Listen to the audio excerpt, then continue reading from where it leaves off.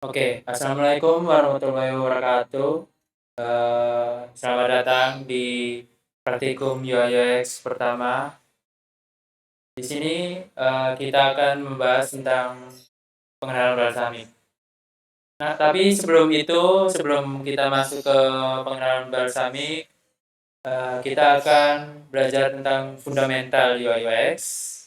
Lalu sedikit review tentang materi pekan sebelumnya, yaitu design thinking. Kenapa kita harus nge-review design thinking? Karena untuk membuat UX yang bagus, kita harus mengetahui design thinking, yaitu terkait empathize, define, ideate, prototype, dan test. Itu bakal dipakai terus ketika kita bikin UX. Oke, sebelum mulai, perkenalkan, saya Renaldi Vela Jati Kencana, yaitu Asdos UI UX untuk kelas TI 7-9. Saya bekerja sebagai freelance UI UX di Kaula Muda Digital sudah sekitar 9 bulan. Aku jurusan Teknik Informatika. Nah,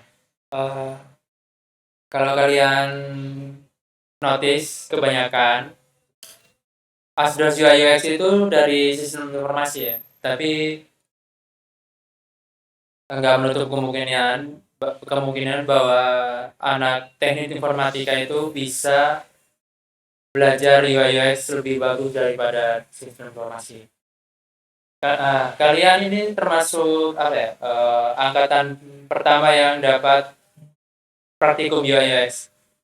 Ya sebelumnya ada, tapi di sistem informasi gitu. Nah, di tahun ini nggak tahu kenapa kok teknik informatika dapat juga. Nah, di sini aku dikasih kepercayaan Bu Tiffany untuk menjadi asdos. Oke, kalian bisa nemuin aku di LinkedIn, ada di Instagram juga, ada di Dribble. Nah, mungkin dua sosial media yang LinkedIn dan Instagram itu mungkin kalian udah kenal ya. Di sini ada Dribble. Nah, di Dribble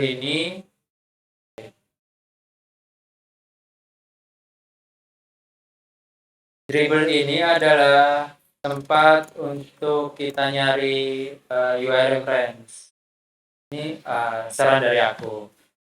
Nah, ini tempat nyari UI reference, nyari UX yang bagus gimana.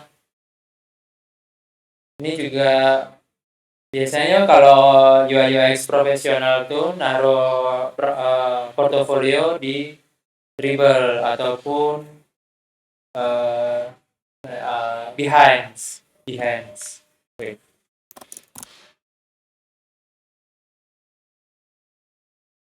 Ini sama kayak Dribble, tapi ini besutannya Adobe. Ini sama aja. Tapi Behance ini lebih luas ya, bukan seputar UI UX doang. Jadi ada foto-foto, foto animasi, ilustrasi itu ada semua, ada logo. Kalian cari aja UI design.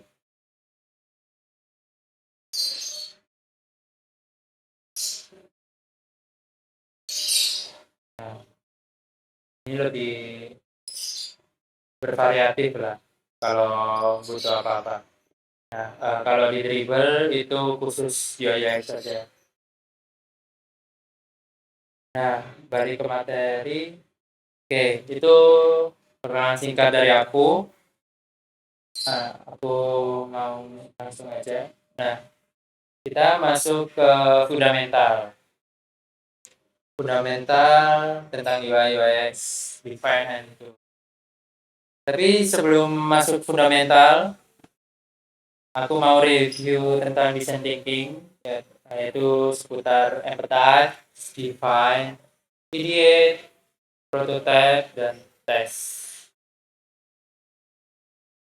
Nah, untuk yang pertama, empathize sendiri itu dari kata empati, yaitu rasa yang rasa iba, bukan rasa iba ya, rasa ingin menolong kepada user ataupun manusia lain ya. Nah, di empathize sendiri ini bagaimana kita mengenali suatu masalah, bagaimana kita rasa kita untuk mencari tahu kenapa user ini bisa begitu. Lalu setelah ada apa ya, attention pada suatu masalah, kalian masuk ke tahap define. Nah, define ini adalah dari kata definisi bagaimana, apakah masalah ini bisa dipecahkan, bagaimana kita mencari solusi untuk masalah ini. Nah, di define ini kita menjalankan tahap-tahap. Yang pertama yaitu research bagaimana masalah ini bisa terjadi, bagaimana user ini bisa merasakan hal seperti itu. Lalu setelah research berbagai pengalaman user, kalian analisa, yaitu analis. Kalian analisa bagaimana masalah ini bisa dipecahkan, dengan cara apa, gitu. Nah, setelah melakukan risk dan analis, kalian masuk ke tahap ideate, yaitu bagaimana cara kalian memecahkan masalah yang telah kalian riset sendiri. Setelah ideate, mencari ide, menuangkan inovasi. Nah, inovasi dan ide itu kalian terapkan langsung pada prototype ataupun wireframe. Setelah kalian membuat prototype itu kalian lempar kepada user yang memiliki masalah tersebut. Itu namanya tes. Oke. Break 2 menit untuk memahami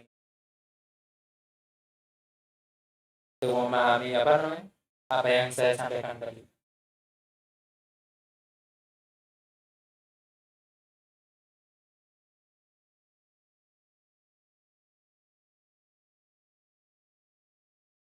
Oke, lanjut ke fundamental. Di UI UX sendiri itu perbedaannya adalah kalau UX itu what do we feel, apa yang kita rasakan. Sedangkan kalau UI, user interface, itu what do we see, apa yang kita lihat. Nah, di UX sendiri itu kegiatannya adalah seputar research, analis, terus wireframing, prototyping, testing, itu masuk ke tahap UX. Nah, UX ini adalah suatu bidang yang bagaimana cara kita memahami user. Nah, sedangkan di UI sendiri itu kita berpikir bagaimana user interface ini bisa sesuai dengan kebutuhan UX, kebutuhan user dengan tampilan yang simple dan mudah dipahami. Nah, di UI sendiri itu ya seputar apa yang kita lihat, seperti icon, tipografi, color, image, lalu cerah, gelap, warna cerah dan warna gelap, itu termasuk di bidang UI. Nah, biasanya di profesional UI dan UX itu dibedakan setiap divisi. UX sendiri, UI sendiri. Karena semakin tinggi tingkatan perusahaan, jadi job desk yang dimiliki setiap bidang bakal lebih kompleks dan susah gitu. Makanya di profesional itu dibedakan terkait UX dan UI.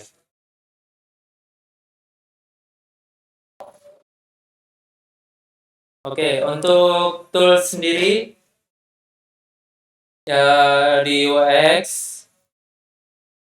itu ada Google Formulir, lalu ada Whimsical untuk membuat wireframe, ada Miro, ada Mobin, ada Figma.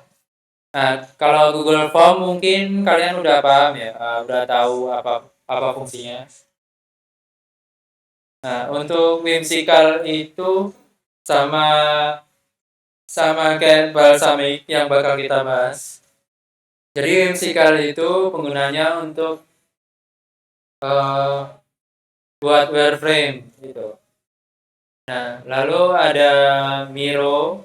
Miro ini buat tempat latihan UX secara online. Kalau nggak salah free sih, jadi kalian bisa coba-coba.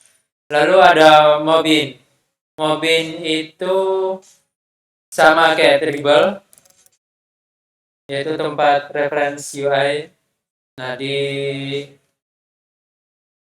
Mobin juga ini kalau Mobin ya, itu lengkap setiap tampilan. Jadi kalian bisa ngerti alur alur flow penggunaan lebih ya bisa kayak Zenly. Mungkin kalian udah tahu Zenly ya.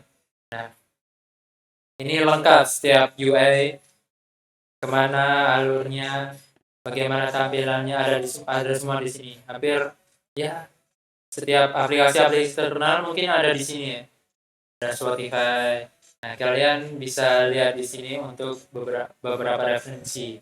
Referensi untuk membuat arsitektur ataupun fitur, membuat user flow gitu. Bisa lihat di mobil. Lalu di Figma. Nah, Figma itu Figma itu aplikasi yang digunakan untuk membuat UI design. Tapi selain membuat UI design seperti mockup, Figma juga dia digunakan untuk membuat wireframe. Wireframe height friendly.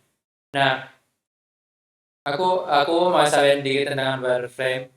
Jadi wireframe itu golongannya jadi dua ya, yaitu low fidelity sama high fidelity. Low fidelity itu cuma sekedar gambar hitam putih, lalu apa ya namanya, aset-asetnya itu tidak sedetail dengan high fidelity. Kalau high fidelity itu aset dan wireframe-nya hampir mendekati mockup, tapi belum sedetail mockup gitu.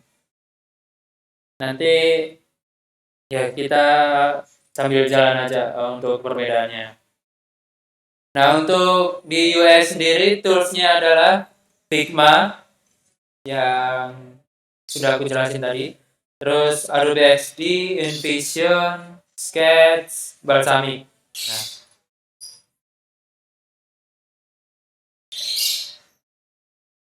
Adobe XD, InVision, Sketch itu sama kayak Figma. Dia base-nya high fidelity untuk membuat wireframe ataupun UI design. Nah, sedangkan untuk Balsamic ini dia jatuhnya untuk membuat wireframe yang low fidelity. Oke. Oke, kita lanjut ke UX. Nah, di UX sendiri itu ada arsitektur, flow, wireframe.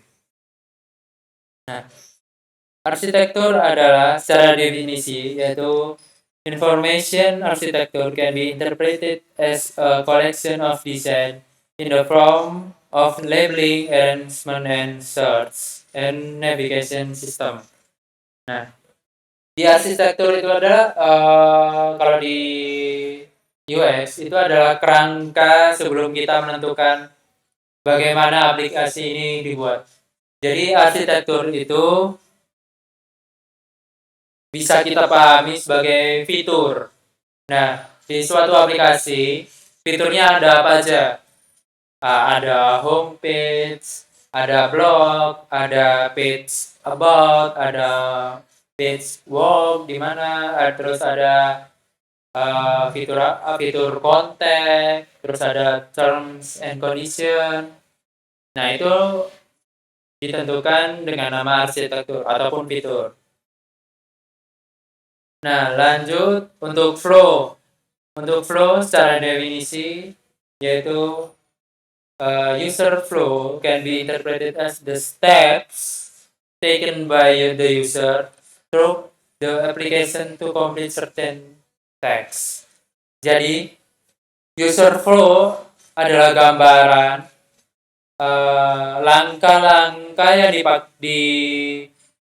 dibutuhkan oleh user untuk menggunakan suatu aplikasi.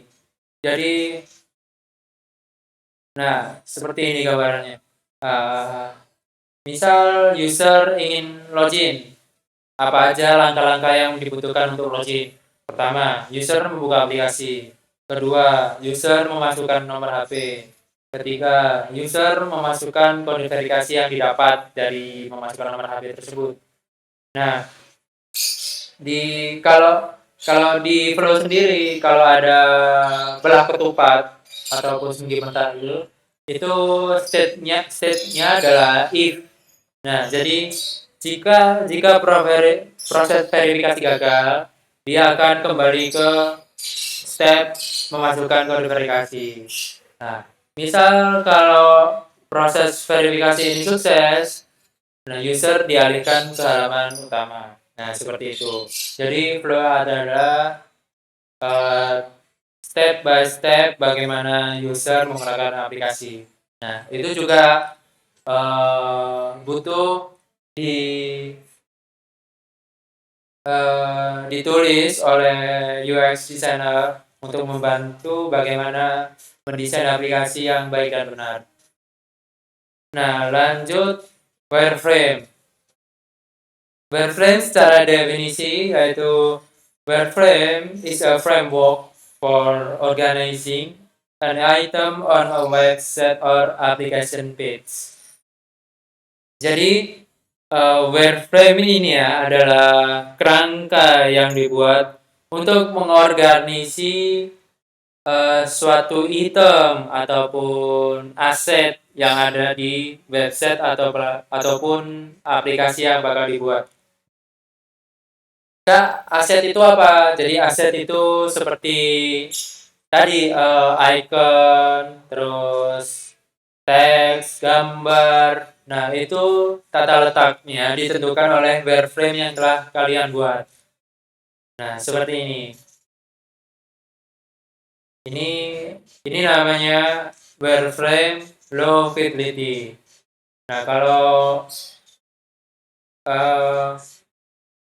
high fidelity biasanya udah berwarna dan ya hampir seperti dengan mockup sih, gitu. Hampir seperti inilah, seperti ini gambarannya. Oke,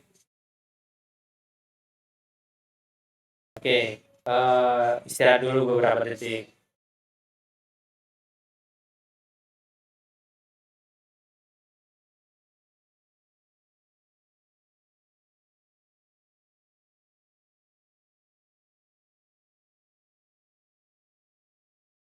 Oke, lanjut. Nah, kita akan masuk ke proses wireframing. Nah, kita akan memakai balsamic.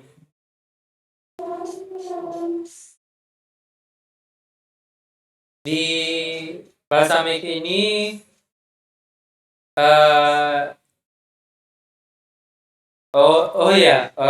sebelum aku langsung praktek ya.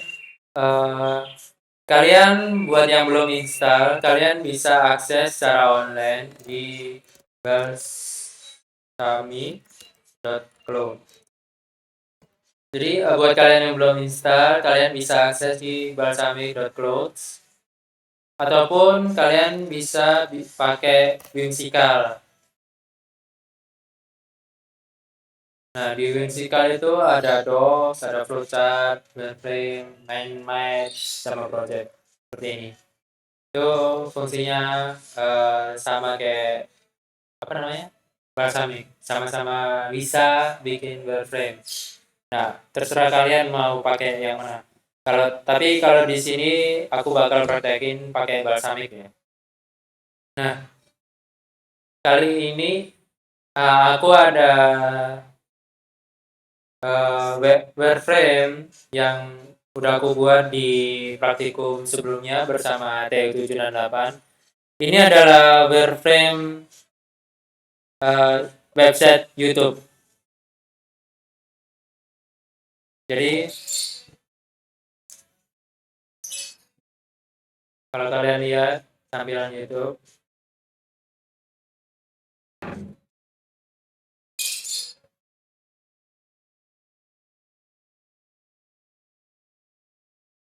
nah,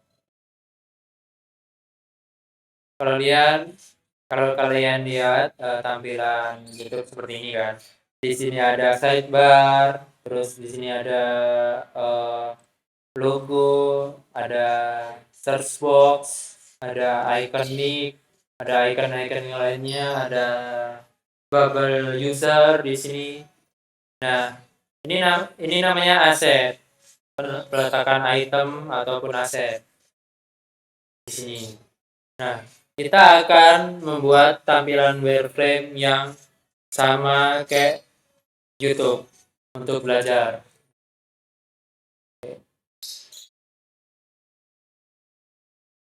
Oke, aku buat baru aja untuk praktek. Nah,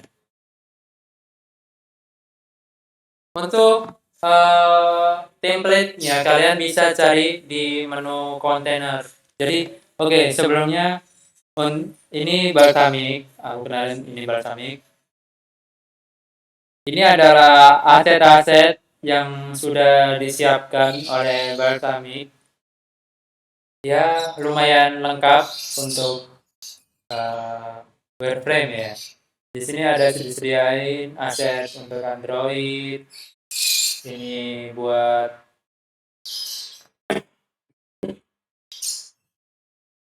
analisis. Ini tentang buttons. Nah, common ini tentang yang seputar yang biasa kita pakai. Lalu kontainer ini adalah template seperti browser. Nah, kalian kalau mau pakai asetnya, kalian bisa klik drag and drop. Oke, gampang kan ya? Nah, lalu dilihat di sini adalah desain navigation, ada positioning, ada size, ada layering. Nah, ini pakai bordernya gimana?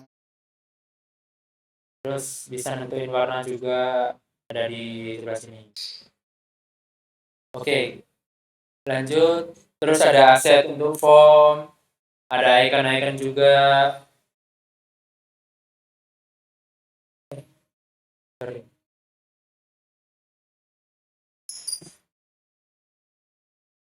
Ada icon, iconnya lumayan lengkap lah. Lalu ada iOS, ada layout. Layout itu seperti link bar, ya sitemap tab bar gitu. Nah, kalian bisa cari tahu sendiri di sini.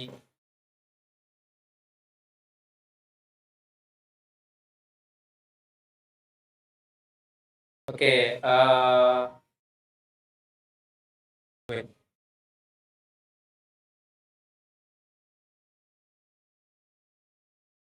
Nah,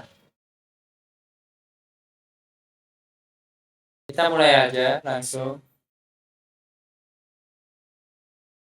Nah, kita kan mau bikin wireframe tentang YouTube ya. Jadi kita pakai template browser.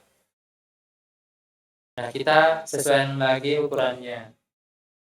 Aku biasanya pakai, kalau buat web ya, aku biasanya pakai 1920 sama 1080. Nah, lalu kan kelihatan gede gini ya, langsung tekan sebelah sini aja, langsung zoom to fit. Nah, tombol-tombol di sini itu, nah ini undo, ini redo, ini copy, duplicate. Duplicate itu menduplikat ya. Jadi kalau kalian tekan asetnya, terus kalian tekan ini, bakal double gitu.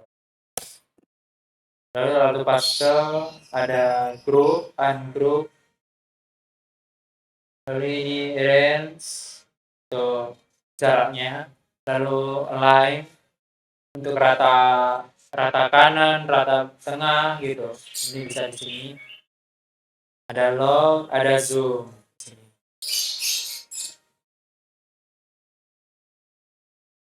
Oke, langsung aja. Di sini ada sidebar yang isinya icon. Berapa icon ini? 1, 2, 3, 4, 5, 8, 9. Oke, langsung aja. Nah, kita cari aset yang bisa dipakai. Rectangle, tertarik ke bawah. Kita buat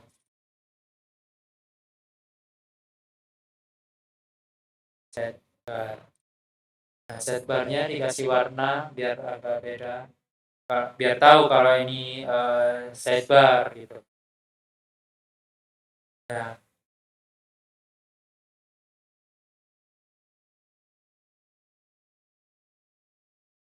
di sini icon.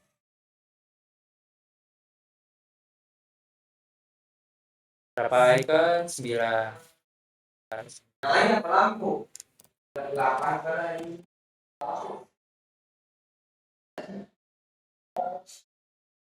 Nah, di sini ada tadi fungsinya duplicate kayak tadi. Sorry. Oke, gimana nih? 1, 2, 3, 4, 5, 6, 7, 8. Nah, untuk logo biasanya diwakili oleh image. Logo itu kan image ya formatnya. Jadi kalian pakai aset yang image. Sesuaiin lagi. Lalu ada search box. Kita cari search box itu di mana?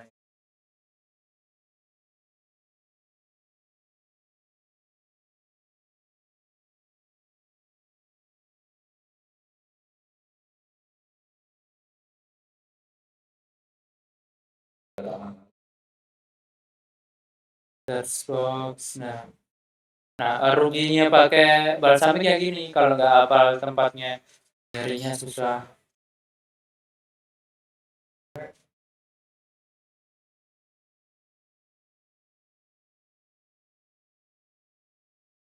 Search box. Nah, search box.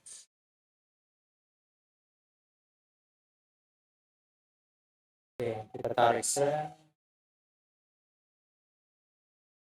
tarik aja. Sesuaiin panjangnya. Ginian.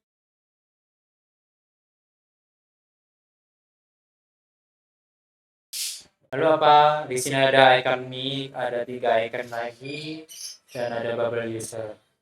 Oke, kita cari icon. Nah, icon.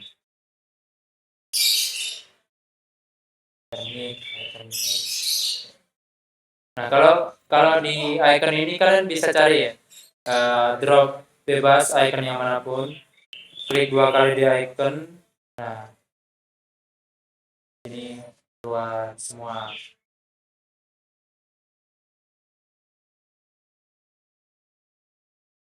Kalian cari sesuai kategorinya.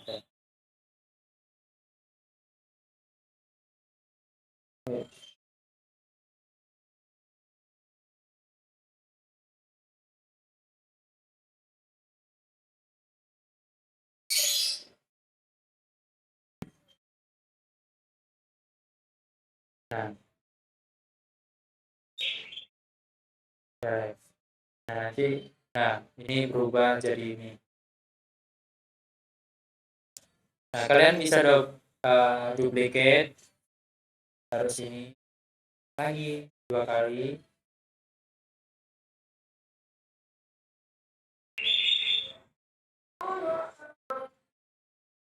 Lalu video. Terus adalah button lonceng.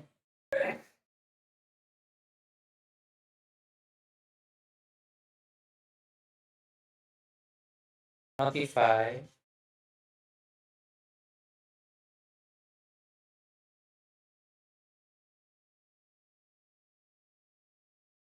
Nah, untuk button bisa pakai mana? Sorry.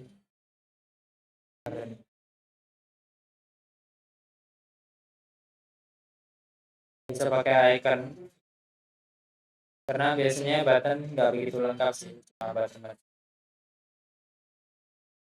yang umum dipakai.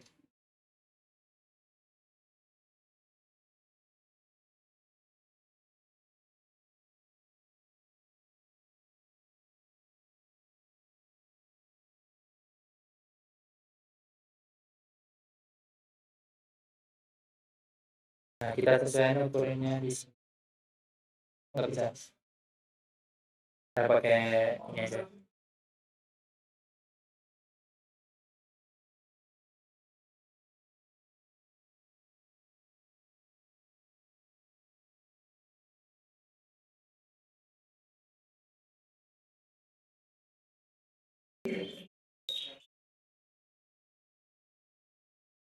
Nah, lalu di sebelah kanan ini tadi kan ada bubble user ya.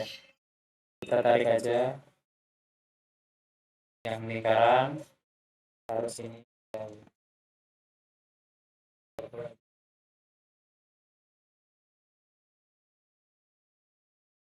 Nah, ini kan sejajar ya.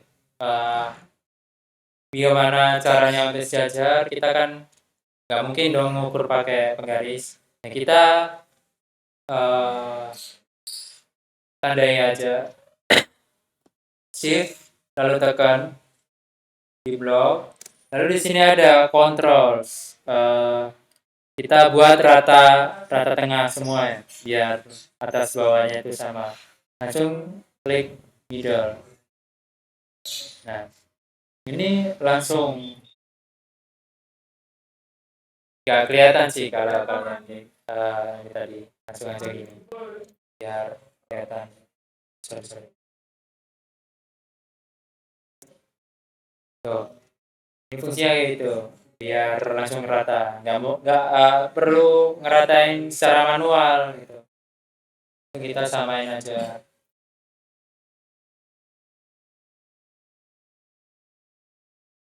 Sama kayak ini.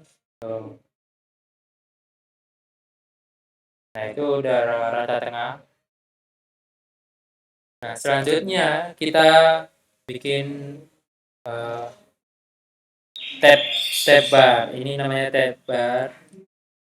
Nah, kita cari tab bar.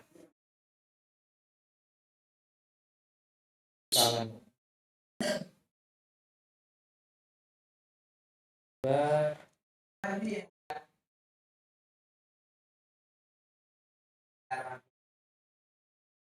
Nah, menu bar ini display aja teks.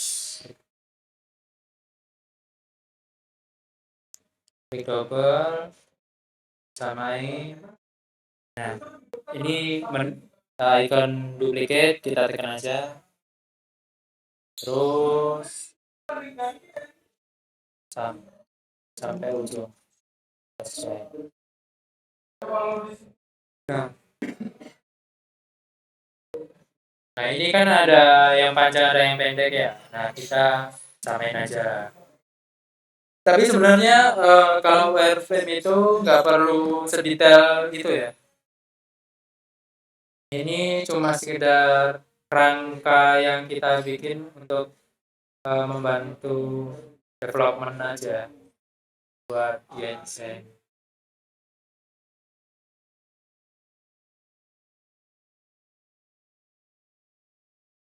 Kita sesuai.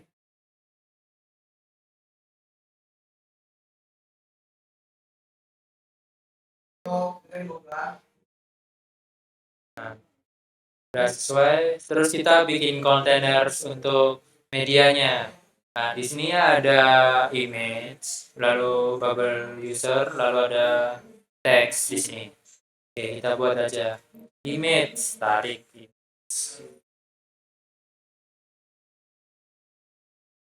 harus ini.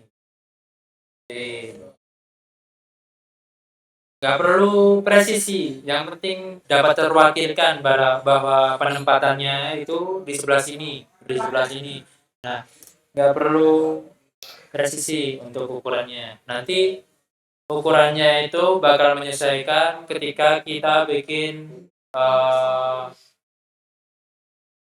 mockup ataupun ataupun wireframe yang high fidelity. Nanti bakal disesuaikan di tahap itu.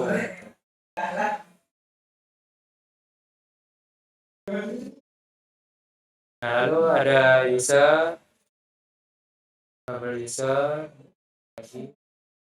lalu ada teks kan.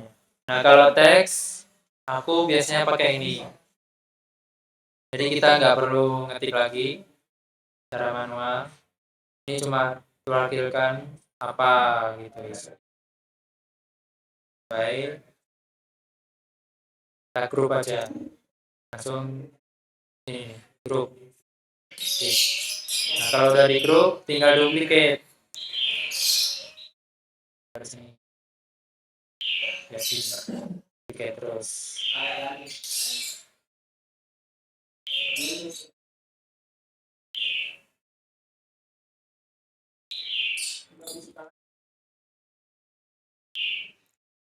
Sesuai tempatnya.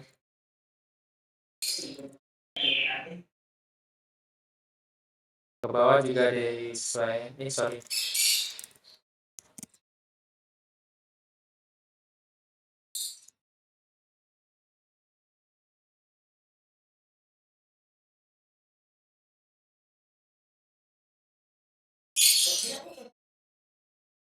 Nah, ini ungroup. Teksnya hapus.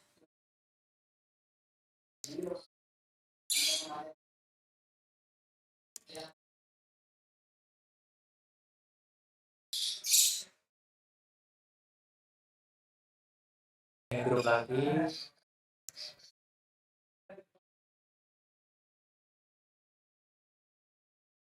Nah, ini kita lens-nya kita benerin biar oke bersama.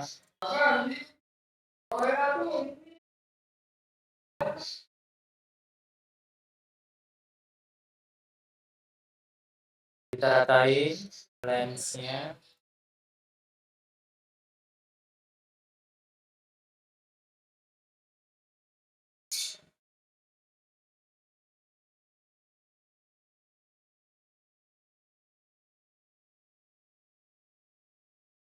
Nah, ya. Nah, seperti ini praktikum tentang balsamic. Nah, untuk di sini, ini tadi penempatan untuk desain navigation. Lalu ini untuk merubah tampilan aja. Berapa tab yang kita udah buat ini bisa dilihat di sini di detail gitu.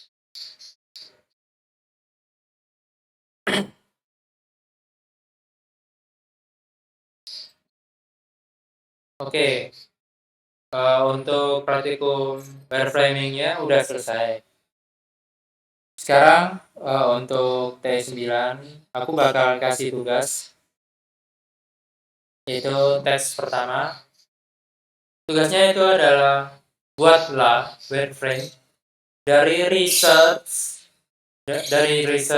user persona dan user journey yang telah kalian buat. Nah, dari situ tentukan dahulu ya untuk fitur ataupun arsitektur yang perlu ada dan flow user untuk membuat wireframing. Untuk deadline-nya karena ini tanggal 20 selama 7 hari ya. Berarti ini tanggal Sabtu, berarti tanggal 28. Kerjanya adalah 1 minggu, yaitu membuat wireframe. Untuk kalian yang bingung nih tugasnya gimana, nanti bisa chat di grup ataupun personal chat ke aku. Oke. Terima kasih atas waktunya. Aku tutup. Wassalamualaikum warahmatullahi wabarakatuh.